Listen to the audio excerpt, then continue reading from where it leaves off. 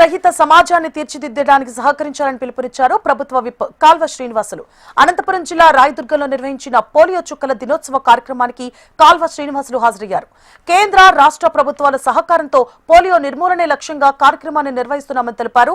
Polio కార్యక్రమాన్ని చిన్నారుల తల్లిదండ్రులు సద్వినియోగం చేసుకోవాలని ప్రభుత్వ విప్ కాల్వ శ్రీనివాసులు సూచించారు.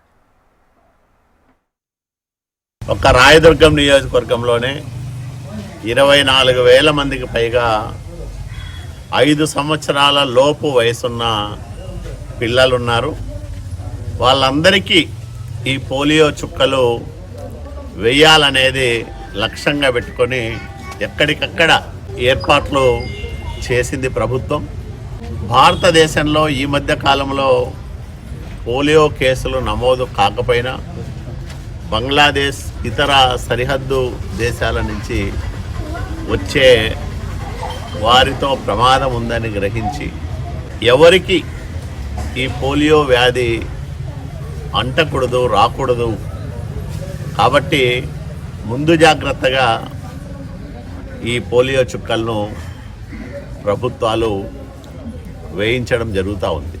దీన్ని అందరూ కూడా సద్వినియోగం చేసుకోవాలని ఈరోజు ఈ సెంటర్లలో వచ్చిన వాళ్ళందరికీ పోలియో చుక్కలు వేస్తారు.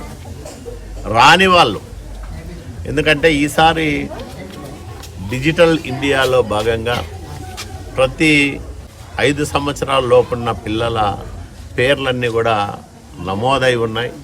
ఎవరైతే రాలేదో వాళ్ళందరికీ వాళ్ళ ఇళ్ళ దగ్గరికే వెళ్ళి రేపు ఈ సిబ్బంది పోలియో చుక్కలు వేయడం జరుగుతుంది.